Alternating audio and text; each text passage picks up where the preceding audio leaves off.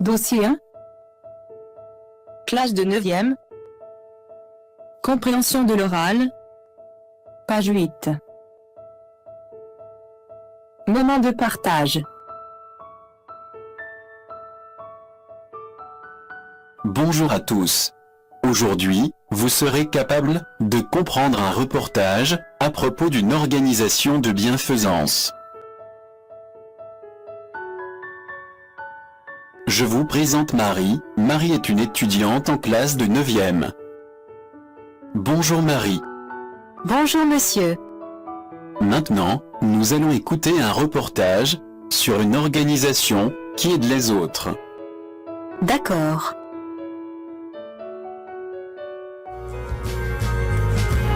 Chers auditeurs de la radio MB, suite à notre reportage sur la Semaine mondiale de la lutte contre la faim, qui est à son 2e jour, l'un des participants à cette activité est avec nous dans les studios. De quoi on parle dans ce reportage? On parle de la Semaine mondiale de la lutte contre la faim. Une semaine mondiale, c'est-à-dire une action qui se passe dans tout le monde. Mondiale, c'est-à-dire international. Lutter contre la faim, c'est-à-dire une action contre la faim. Maintenant, écoute ce passage.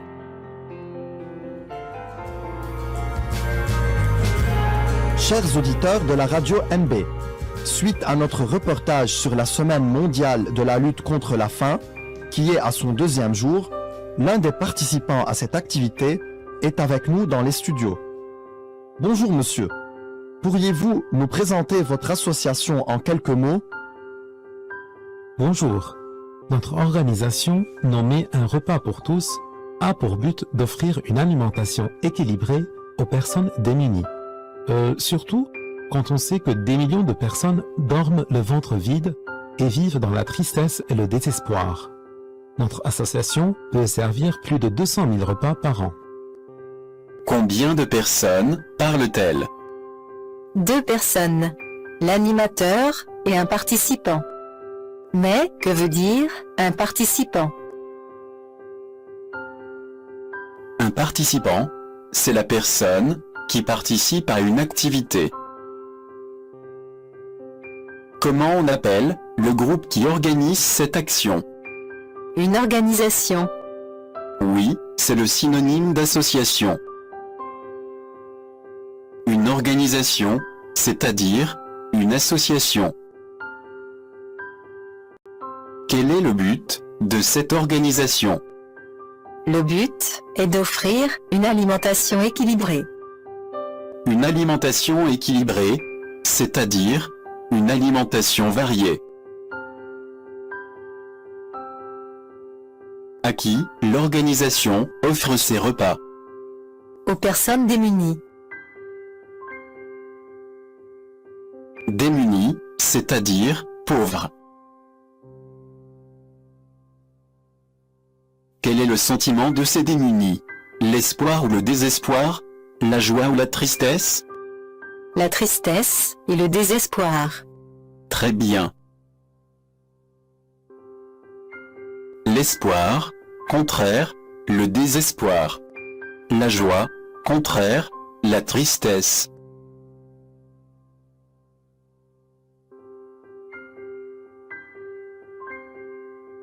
Écoutons le reste.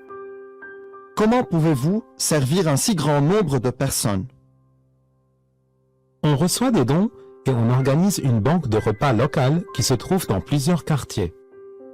Puis on distribue ces repas aux personnes qui se trouvent dans la même zone.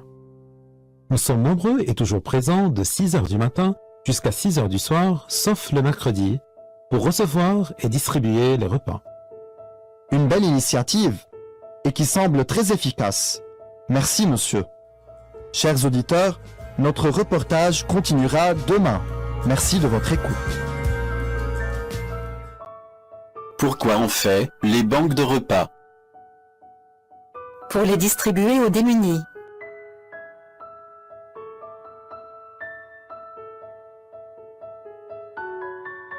Où est-ce qu'on trouve ces banques? Dans plusieurs quartiers, et on offre les repas aux démunis qui se trouvent dans la même zone.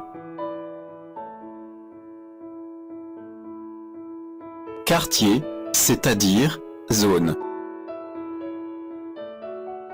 Mais comment on organise les banques de repas? L'organisation reçoit des dons. Quel est le but de cette action humanitaire? Lutter contre la pollution, lutter contre la violence, lutter contre la faim. Lutter contre la faim. Comment on a trouvé cette initiative? Cette initiative est efficace. Efficace, c'est-à-dire utile, profitable. Et toi Marie, que penses-tu de ces associations? Aimerais-tu participer à une initiative pour aider les pauvres? Pour donner ton avis, tu dis « Je pense que, je trouve que, à mon avis, selon moi ».